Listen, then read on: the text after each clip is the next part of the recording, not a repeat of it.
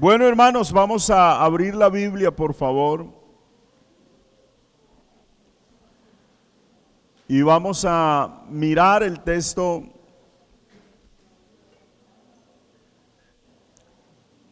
para meditación de la palabra. Vamos a tener allí primer libro del profeta Samuel, el capítulo 2, el verso 26, que dice: y el joven Samuel iba creciendo y era acepto delante de Dios y delante de los hombres. Amén.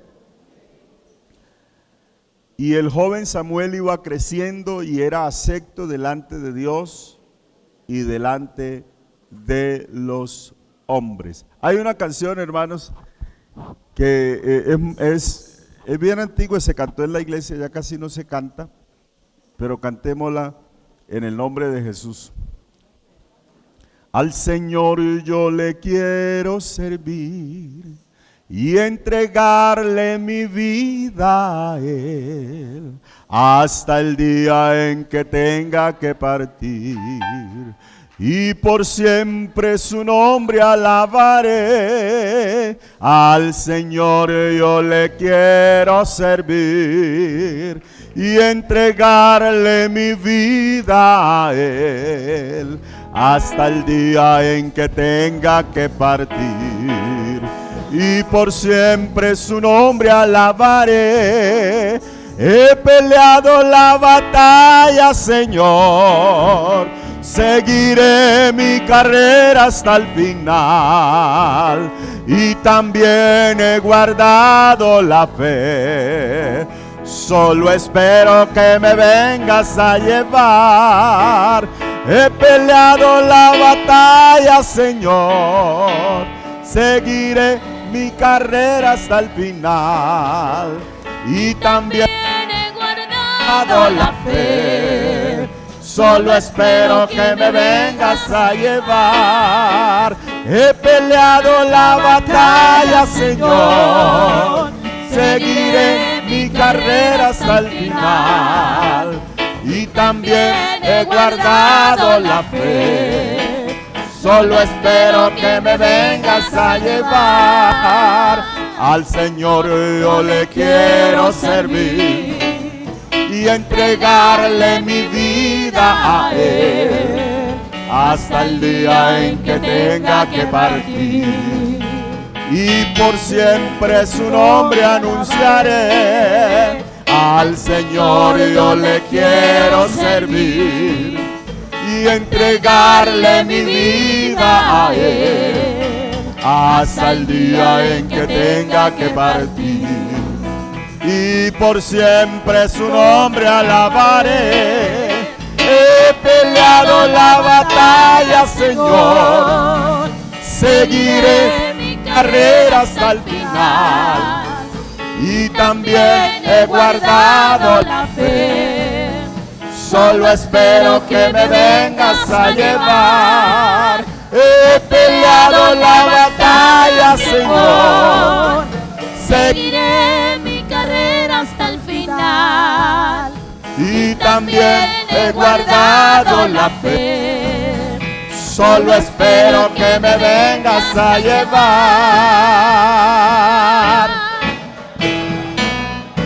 Amén.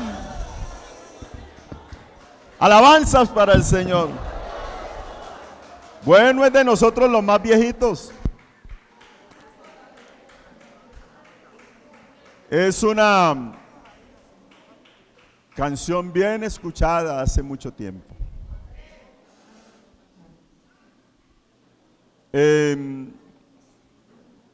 Vamos a meditar en la palabra del Señor, hermanos. Y antes de que se me olvide, cuando oremos por los cumpleañeros, vamos a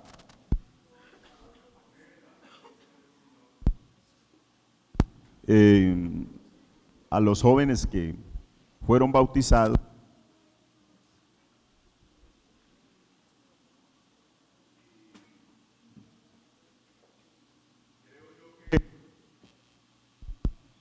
que se hace algo para esto de salvación. Nosotros debemos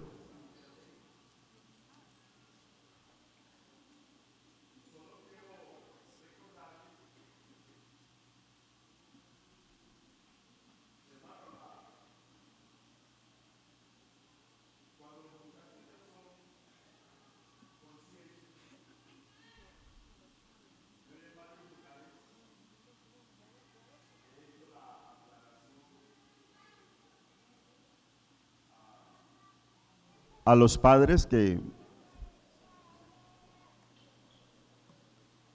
algunos dicen, hermano, yo ya quiero hacer bautizar a mi hijo o a mi hija. Y otros dicen, yo no quiero hacer bautizar a mi hijo todavía. Y nosotros debemos de sacarnos esa idea religiosa. Esa es una idea religiosa. Porque una vez la persona es consciente, la persona toma la decisión. Si un padre detiene ese proceso y el hijo se pierde porque papá no lo dejó, entonces ¿quién lleva las culpas?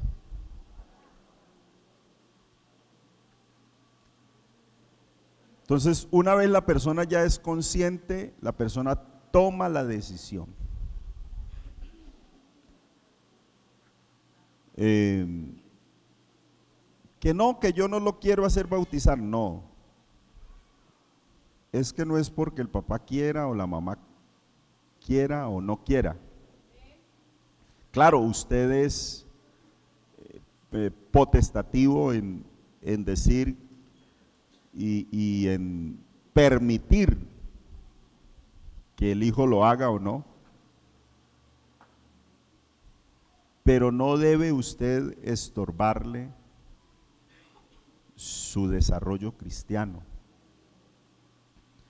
Entonces esa decisión la toma la persona cuando tiene la necesidad. ¿Sí? En el mundo secular y en el mundo religioso en el que vivíamos antes, la decisión las tomaban los papás porque los niños hacían ese ritual inconscientemente. Es más, no lo hacían los niños. Es un ritual que hacían los papás. Pues los niños ni siquiera se daban cuenta. ¿Sí? Pero el bautismo nuestro es para perdón de los pecados. Gracias, hermano. Y no es para perdón de los pecados de los papás, sino para perdón de los pecados de los hijos. Entonces depende de ellos, que ellos tomen la decisión. Para que lo tenga usted allí clarito y uno se evita problemas con Dios. Lo único que debe hacer un padre con un hijo que se hace bautizar es ayudarle, guiarle en el camino de la salvación, estarle recordando la palabra. Eso no solo lo hacemos con los hijos, eso se hace con cuanta persona se hace bautizar y tenemos la oportunidad de guiarle. ¿Sí? Pero ayudemos en esta parte, aconsejémosle, aclarémosles la palabra, porque es una decisión de ellos. Amén. Vamos a meditar en la palabra del Señor y vamos a hablar un poco del crecimiento espiritual. El año pasado abordamos un tema acerca de la madurez espiritual y el año antepasado también estuvimos mencionando.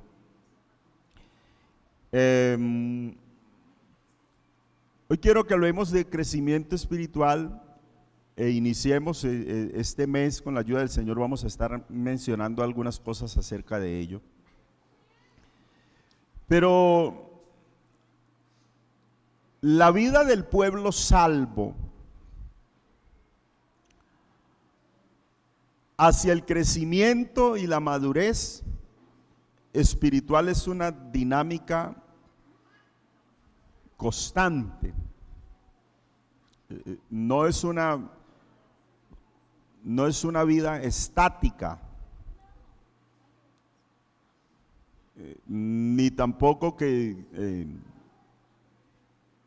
se detiene por momentos, es decir, como intermitente. No, debe ser una dinámica constante.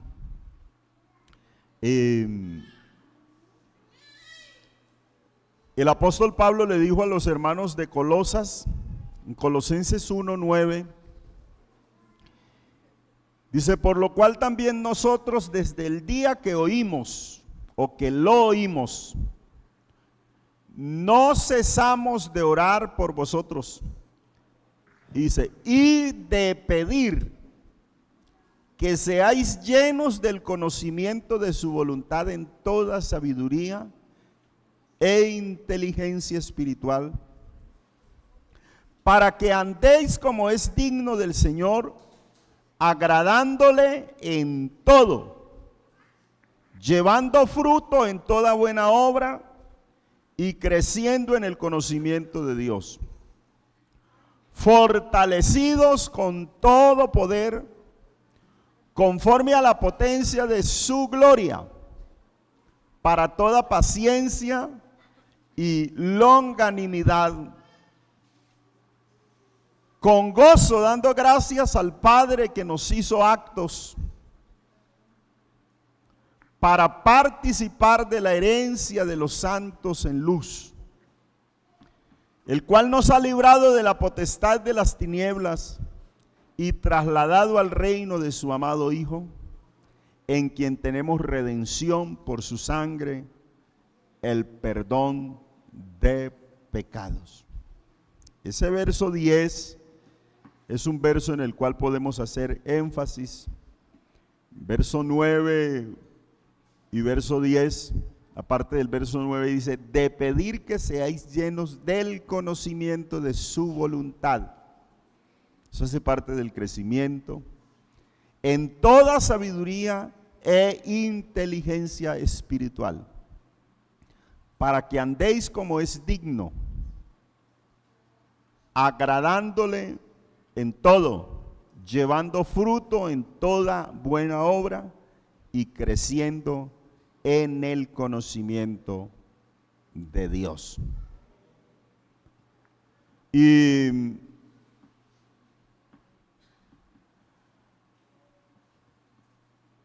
esa longanimidad que aparece allí, que es una palabra un poco desconocida,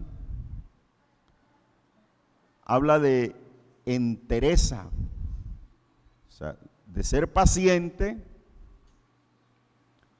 pero ser una persona de temple también. Entonces, en toda paciencia y temple o longanimidad.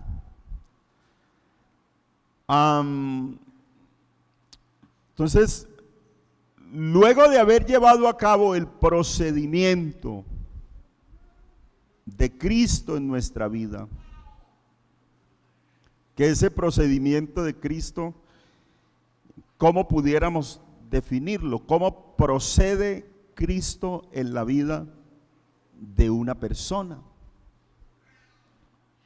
Lo primero que hace Dios es que toca la vida del ser humano, del pecador. Dios trae al pecador a su presencia. Es Dios quien lo hace. Lo llama, lo incita, lo inquieta. Así que Dios trae al pecador a su presencia. Por ahí hay unos textos, especialmente en el Evangelio según San Juan, el capítulo 6, el verso 44 dice: ninguno puede venir a mí si el Padre que me envió no lo trajere, y yo le resucitaré en el día postrero. El verso 65 dice, y dijo, por eso os he dicho que ninguno puede venir a mí si no le fuere dado del Padre. Desde entonces muchos de sus discípulos volvieron atrás y ya no andaban con él. Dijo entonces Jesús a los 12, ¿queréis acaso iros vosotros? Le respondió Simón, Señor, ¿a quién iremos? Tú tienes palabras de vida eterna. Capítulo 12, verso 32. Y yo, si fuere levantado de la tierra, a todos atraeré a mí mismo. O sea, es Cristo quien llama y quien da al hombre la facultad de venir a él. Eso, el llamado es de parte de Dios. Por eso el apóstol Pablo dice que es como si Dios rogara por medio de nosotros, que tenemos la palabra de la reconciliación, y es como si Dios rogara por medio de nosotros diciendo, reconciliaos con Dios. Ese es el mensaje de la predicación. El llamado de Dios para el ser humano, el llamado por medio del cual Dios trae al pecador a su presencia. Lo propio que hace una vez lo trae a su presencia, una vez le hace esa invitación, es que Dios confronta al pecador. Lo confronta así como sucedió con los que llevaban a la mujer sorprendida en adulterio. Y entonces ellos, por costumbre y por ley, normalmente la apedreaban. Se dice que la lapidación es una de las muertes más terribles porque es golpe a golpe, hasta que la persona ya pierde el sentido, pero por tanto impacto de los golpes, pierde la vida. Perder la vida a golpes. Eso estaban acostumbrados a hacerlo. Pero Cristo los confrontó con ellos mismos. El que de vosotros esté sin pecado, sea el primero en arrojar la piedra contra ella. Y esa confrontación los hizo quedarse quietos, pensar, y de pronto no salieron corriendo todos. Es posible que uno ya estaba allí y se detuvo y fueron dando el giro poco a poco hasta que no quedó ninguno, porque fueron confrontados. La Biblia dice que toda la escritura es inspirada por Dios. Eso dice 2 de Timoteo capítulo 3 verso 16. Y es útil para enseñar, para redarguir, para corregir y para instruir en justicia. Y lleva al hombre, lo confronta con la palabra. La palabra le toca las fibras más internas del corazón. Y claro, lleva al ser humano a que abra su corazón. Cuando el hombre siente que la palabra le confrontó, entonces empieza a abrir su corazón. Se abre el entendimiento. Se abre el entendimiento. Por ahí hay algunos textos, Hechos capítulo 16, el verso 14. Dice que esa mujer llamada Lidia, que era vendedora de púrpura de la ciudad de Tiatira, que adoraba a Dios, estaba oyendo y el Señor abrió el corazón de ella para que estuviese atenta a lo que Pablo decía. ¿Y qué sucedió? Fue bautizada ella y toda su familia y rogó diciendo: si habéis juzgado que yo sea fiel al Señor, entrad en mi casa y posad. Y nos obligó a quedarnos, dice el apóstol. Lo propio dice San Lucas capítulo 24, verso 45.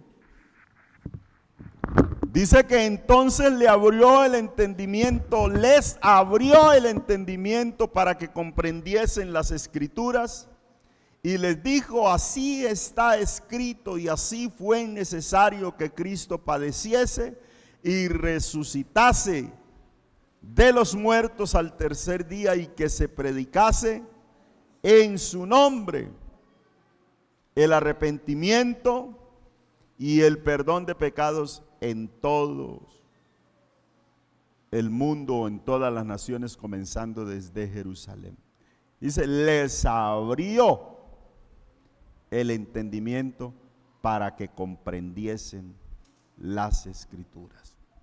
Segunda a los Corintios capítulo 4 verso 6 dice: porque Dios, que mandó que de las tinieblas resplandeciese la luz, es el que resplandeció en nuestros corazones para iluminación del conocimiento de la gloria de Dios en la faz de Jesucristo. Entonces, el que abre el corazón y el entendimiento del ser humano en ese proceso es Dios.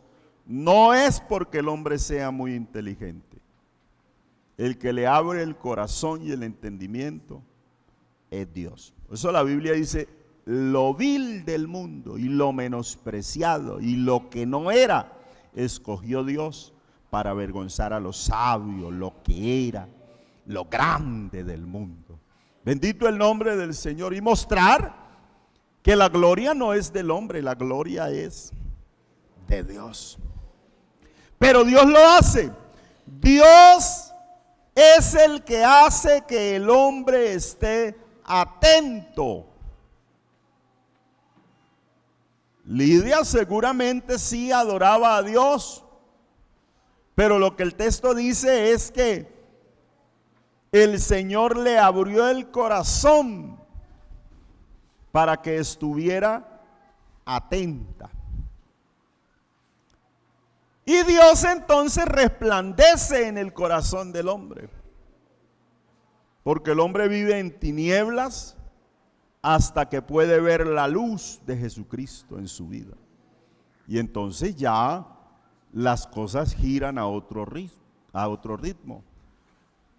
La segunda carta del apóstol Pablo a los Corintios, el capítulo 4, el verso 6, dice: porque Dios, que mandó que de las tinieblas resplandeciese la luz, es el que resplandeció en nuestros corazones para iluminación del conocimiento de la gloria de Dios en la faz de Jesucristo. Una vez resplandece en el corazón del ser humano, es Él mismo el que permite que se produzca la fe. Porque la fe es por el oír, pero no el oír cualquier cosa. Dice, el oír la palabra de Dios. Bendito el nombre del Señor. Cuando el hombre oye la palabra de Dios, inmediatamente Dios empieza a obrar produciendo fe en el corazón del ser humano. Entonces el pecador cree la verdad de Dios en su corazón. Una vez empieza a crear fe, cree la verdad de Dios en su corazón. Mas ¿qué dice? Dice Romanos capítulo 10, verso 8. ¿Qué dice?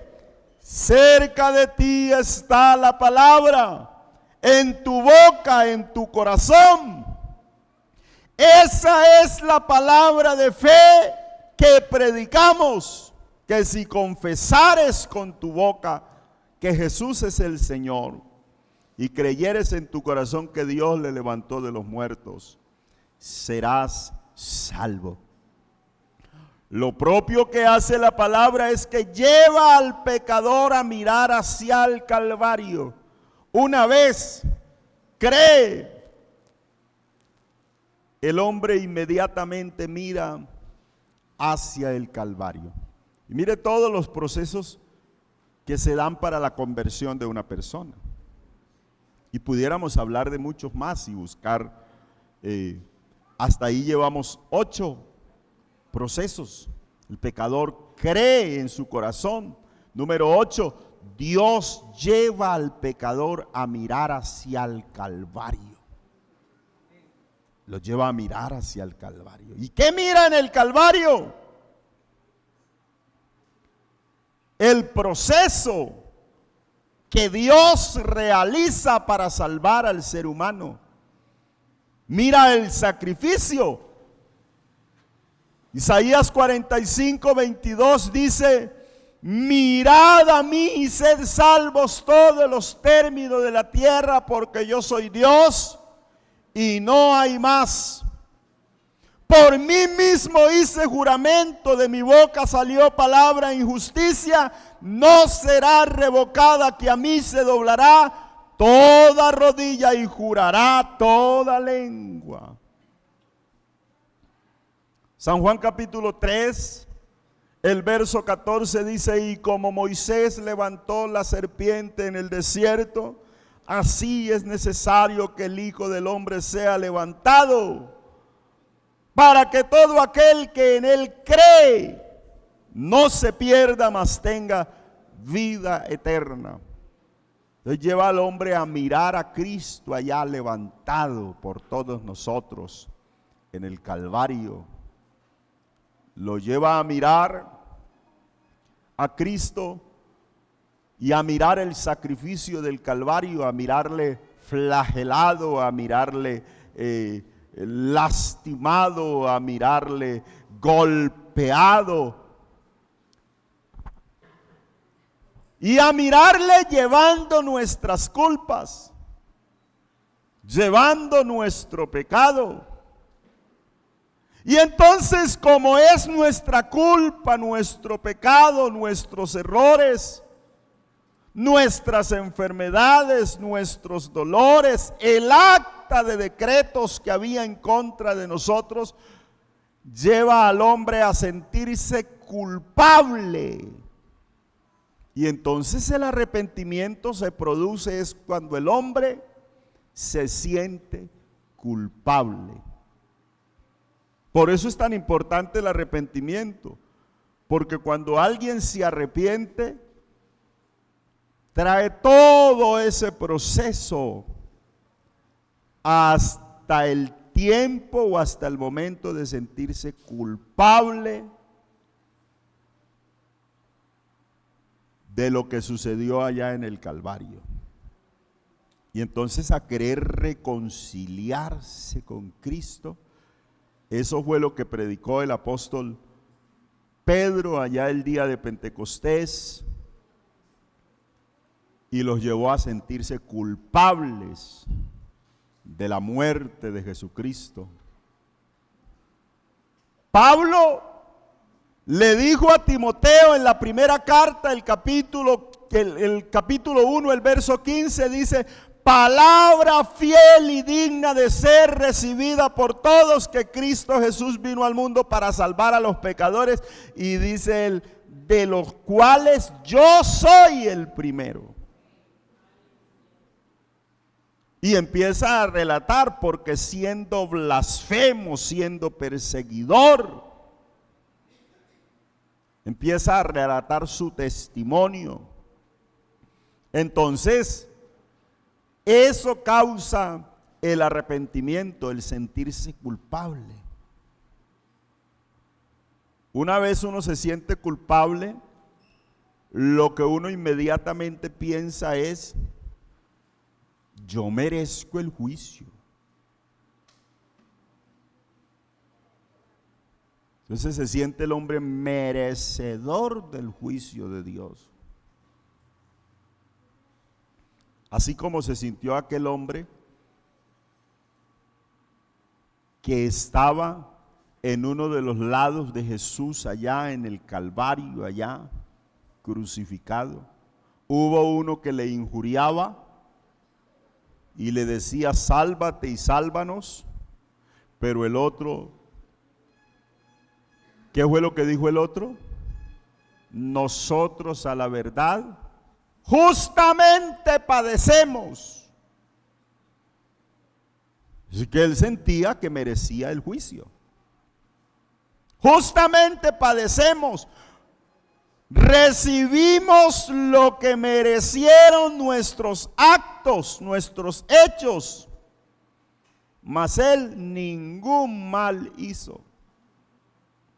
Y lo que dijo fue: acuérdate de mí cuando vengas en tu reino. Y bueno, él le dijo: hoy mismo estarás conmigo en el paraíso. Porque allí hubo un arrepentimiento. Es Dios el que produce que nos dé el deseo, la necesidad de ser salvos. Entonces, todas esas cosas suceden en un momento, y cuando a la persona le dicen: bueno, hoy es la oportunidad de ser salvo, eso le causa conmoción y dice: yo quiero ser salvo. ¿Por qué? Porque me siento culpable, porque merezco el juicio, porque soy un pecador, porque Cristo llevó mis culpas. Entonces se arrepiente para ser salvo. Y entonces se lleva a cabo el proceso. Sepa pues ciertísimamente toda la casa de Israel que a este Jesús a quien vosotros crucificasteis, Dios le ha hecho Señor y Cristo, y en ningún otro hay salvación, porque no hay otro nombre bajo el cielo dado a los hombres en el cual podamos ser salvos. Bendito el nombre del Señor Jesús. Entonces dijeron: ¿qué haremos? El hombre pregunta: bueno, ¿y qué debo hacer? Arrepentíos y bautícese cada uno de vosotros en el nombre de Jesucristo para perdón de los pecados, y recibiréis el don del Espíritu Santo, porque para vosotros es la promesa, para los que están cerca, para cuantos el Señor nuestro Dios y llamare. Y se efectúa ese cambio, porque es Dios quien concede el arrepentimiento, le guía, le permite arrepentirse, pero es Él mismo el que le da al hombre la fuerza espiritual para permanecer. Es Él el que da la fuerza para hacerlo todo. Él es el que da la fuerza para que la persona se arrepienta. La Biblia dice: Él es el que produce el querer como el hacer por su buena voluntad. Y es Dios quien concede el arrepentimiento. Hechos de los Apóstoles, el capítulo 11, verso 17, dice: si Dios pues les concedió el mismo don que a nosotros que hemos creído en el Señor Jesucristo, ¿quién era yo que pudiese estorbar a Dios? Entonces, oídas estas cosas, callaron y glorificaron a Dios, diciendo: de manera que también a los gentiles ha dado Dios arrepentimiento para vida. O ha permitido Dios, o ha guiado Dios, o ha concedido Dios arrepentimiento para vida. Es Él el que concede, es Él el que guía, es Él el que permite, y es Él el que da la fuerza espiritual para que el hombre lleve a cabo todo el proceso. Entonces, Dios nos lleva a pedir perdón por la ofensa cometida a Dios. Por allá hay un texto que escribe el salmista, En el Salmo 38, el verso 17, dice: pero yo estoy a punto de caer y mi dolor está delante de mí continuamente. Eso es lo que siente el hombre en el pecado. Por tanto, confesaré mi maldad y me contristaré por mi pecado. Sentiré tristeza por mi pecado, porque mis enemigos están vivos y fuertes, y se han aumentado los que me aborrecen sin causa. Él habla de un arrepentimiento. Una vez la persona se arrepiente y lleva a cabo ese proceso, entonces se efectúa la palabra de Dios en la vida de esa persona. Ahora pues ninguna condenación hay para los que están en Cristo Jesús, los que no andan conforme a la carne, sino conforme al Espíritu. Entonces produce en la persona el deseo de ser bautizado en el nombre de Jesucristo. Y ahí es donde usted ve entonces el afán en la persona. Hay personas que lloran, hay personas que gimen, que ruegan, hermano. El que ha tenido un proceso realmente con Dios, con un llamado de Dios, a quien Dios ha tocado en su corazón, hermano, rápidamente hace ese proceso. Por eso los pastores, cuando se nos pide del bautismo en el nombre del Señor Jesús, ya inmediatamente a uno le empieza un pálpito, y hasta no bautizar a esa persona no se queda uno tranquilo, porque uno sabe que hay un proceso de Dios en la persona. La persona está viviendo un proceso con Dios. Claro, Dios es el que abre puertas y permite las cosas, porque es que la persona está sintiendo la urgencia de recibir perdón de pecados por su nombre.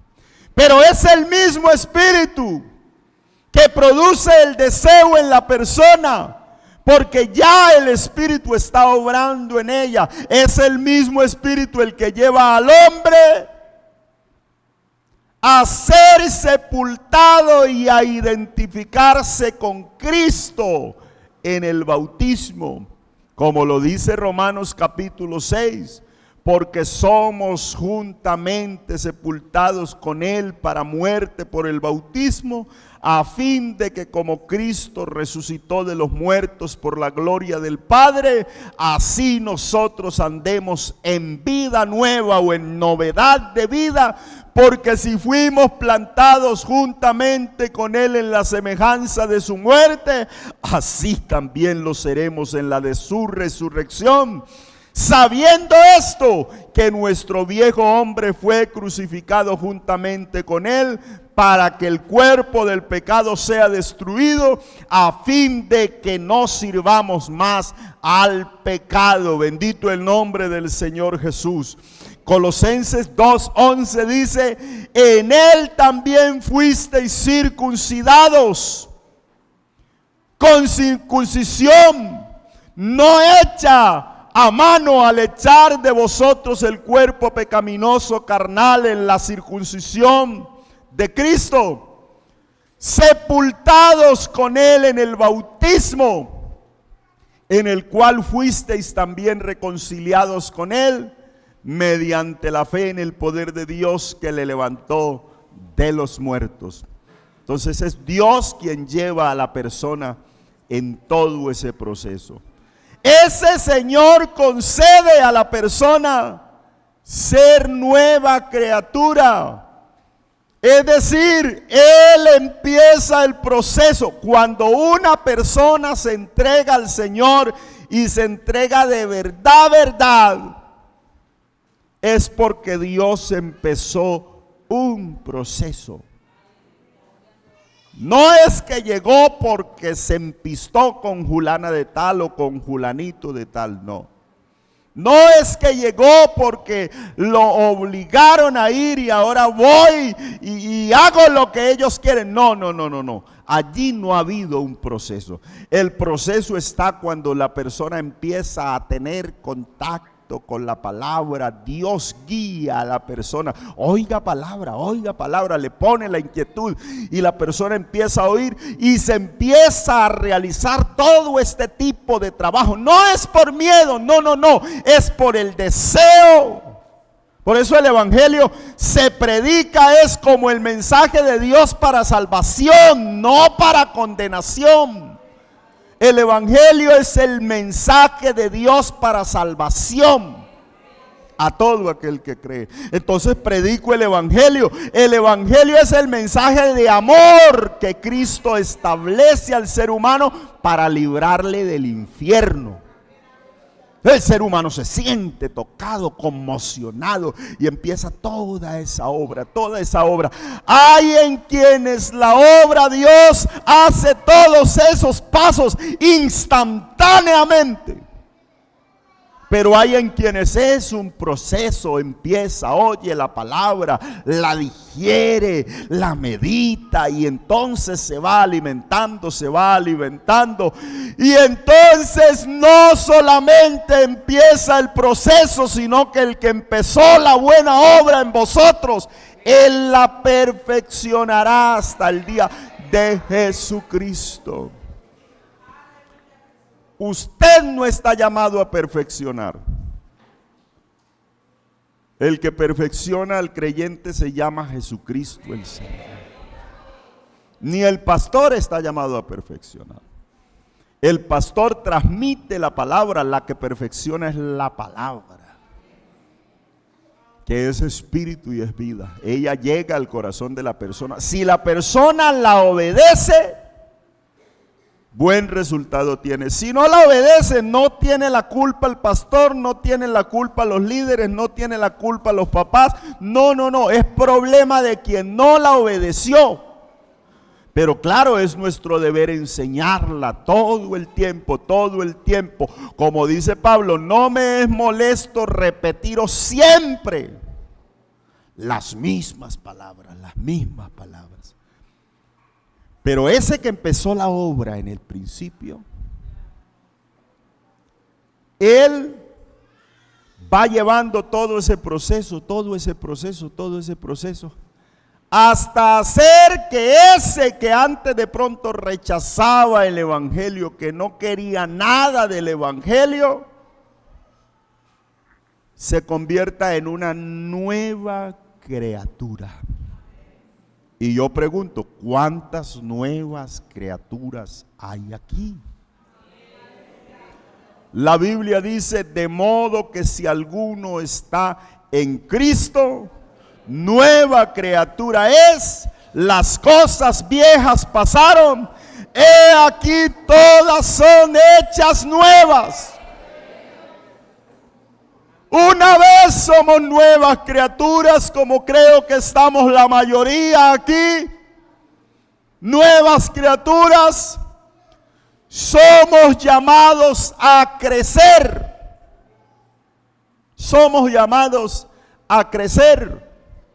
El cristiano está llamado a crecer. Y entonces, ese sí es un proceso difícil, porque el crecimiento depende de usted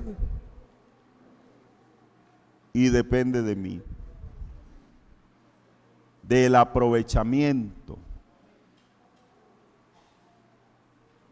Yo siempre digo que hay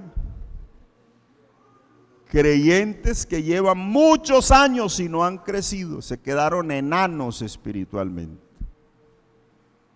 Pero hay creyentes que llevan pocos años y les ha aprovechado la palabra. Y les ha aprovechado el estar cerca de Dios. Y se han alimentado bien. Bendito el nombre del Señor. Eso nos pasa como pasa con los niños. Hay niños que se les da comida y la escupen. ¿Usted no ha visto algún niño metiendo su dedo en la boca haciendo?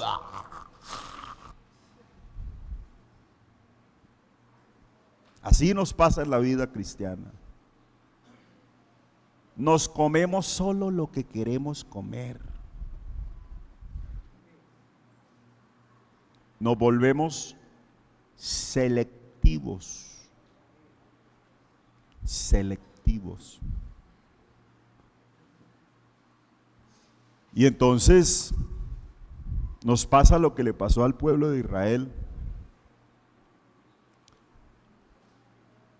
Lo que le dijo el Señor fue: paraos en los caminos, mirad y preguntad por las sendas antiguas cuál sea el buen camino, y andad por él sin dudar.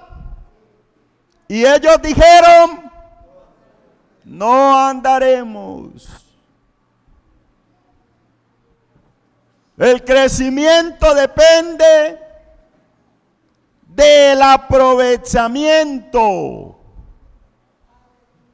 Bendito el nombre del Señor Jesús. Ya somos nuevas criaturas. Dios nos posicionó en un lugar especial. Nos llama a crecer, a continuar en busca del perfeccionamiento de la obra de Dios en la vida, a través del conocimiento, a través del discernimiento por el Espíritu. Bendito el nombre del Señor Jesús. Entonces tenemos la palabra y el Espíritu, que son los agentes que Dios utiliza para que crezcamos. Volvemos, segunda de Timoteo capítulo 3 verso 16.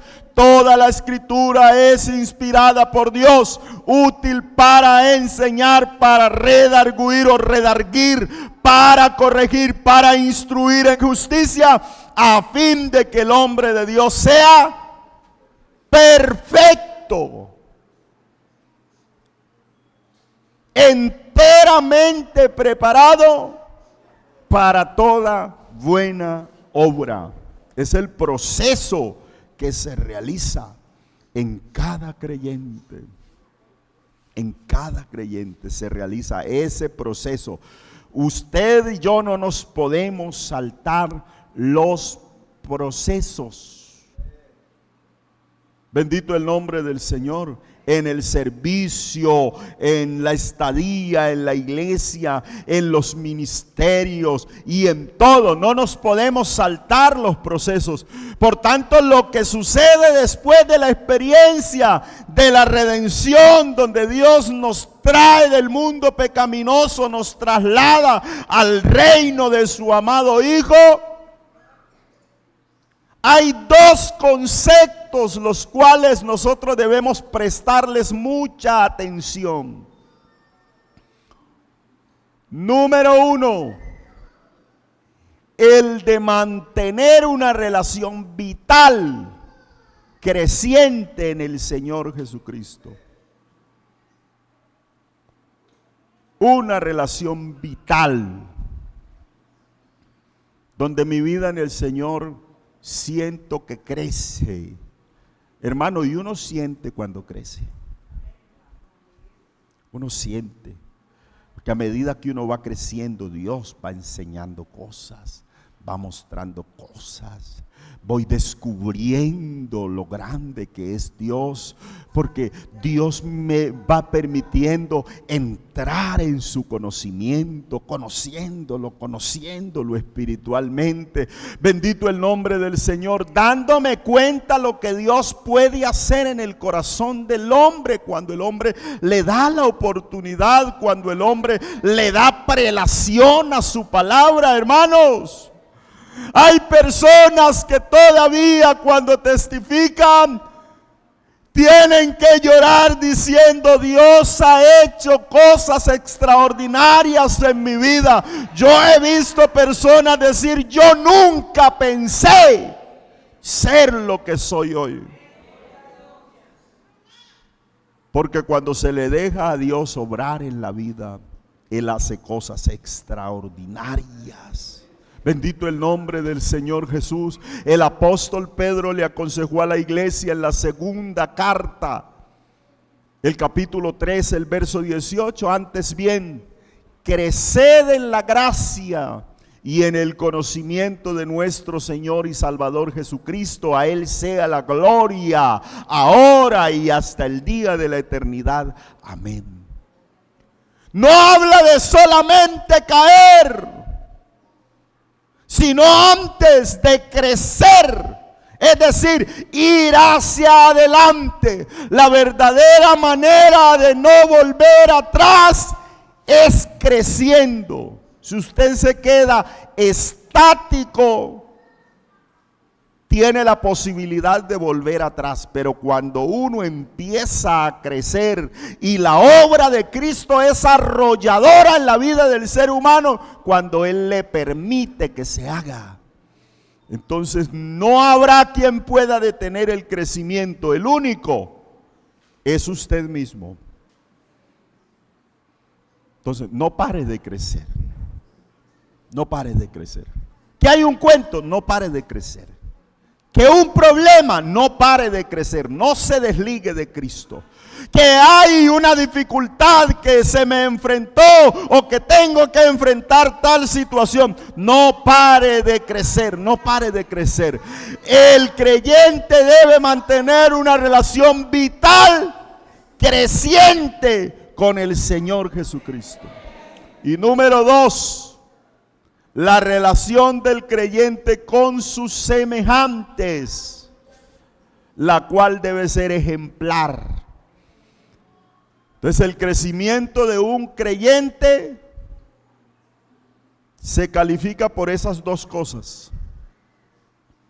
Y debe estarse desarrollando en esos dos aspectos de su vida. Su relación con Dios y su relación con sus semejantes. Bendito el nombre del Señor Jesús. Romanos 12:16 dice: unánimes entre vosotros, no altivos, sino asociándoos los unos con los otros o con los humildes. No seáis sabios en vuestra propia opinión. No paguéis a nadie mal por mal. Procurad lo bueno delante de todos los hombres, si es posible, en cuanto dependa de vosotros, estad en paz con todos. Entonces el cristiano, el creyente que ha crecido, es aquel que tiene tal grado de estabilidad y de credibilidad en ambas áreas, estable en su relación con Dios y creíble para sus semejantes. No increíble, creíble para sus semejantes. Creíble, es decir, que tiene un buen testimonio, que tiene un buen testimonio. Entonces, por otro lado, ya vamos concluyendo. Debemos evitar toda confianza personal. Evite la confianza personal. Los creyentes caemos por la autoconfianza. La autoconfianza.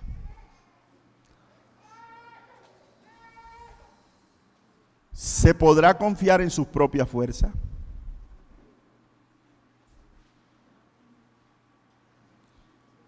La Biblia no dice que nos guardamos nosotros.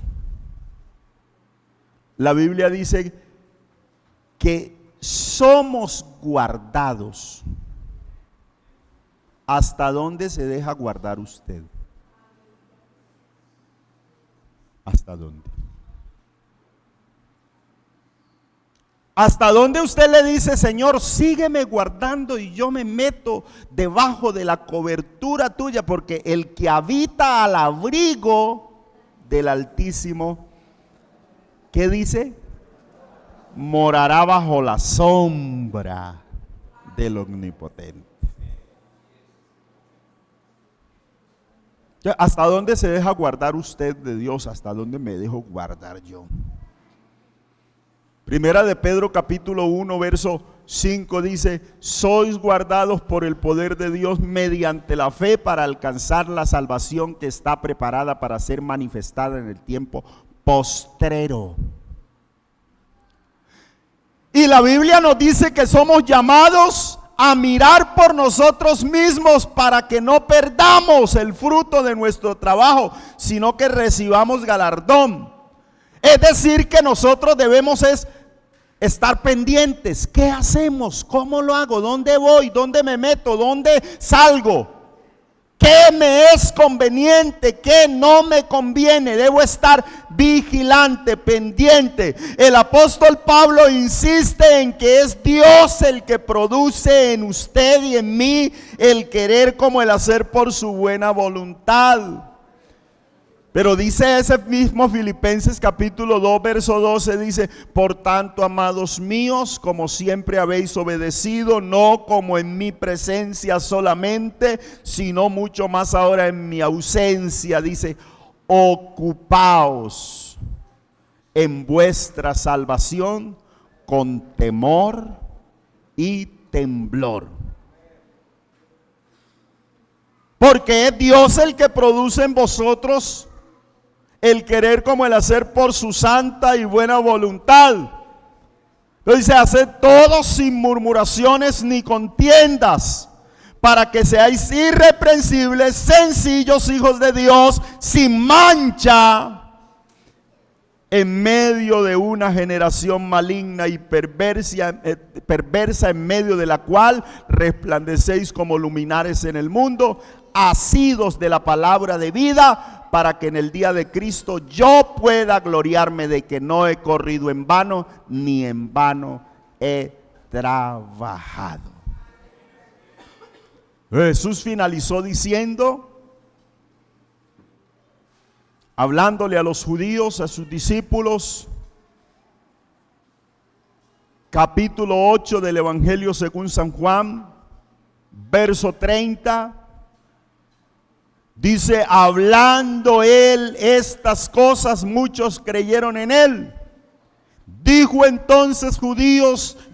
Jesús a los judíos que habían creído en él: si vosotros permanecieseis en mi palabra, seréis verdaderamente mis discípulos y conoceréis la verdad, y la verdad os hará libres.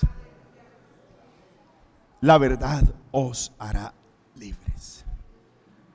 Entonces somos llamados a permanecer, a crecer y permanecer, crecer y permanecer, crecer y permanecer.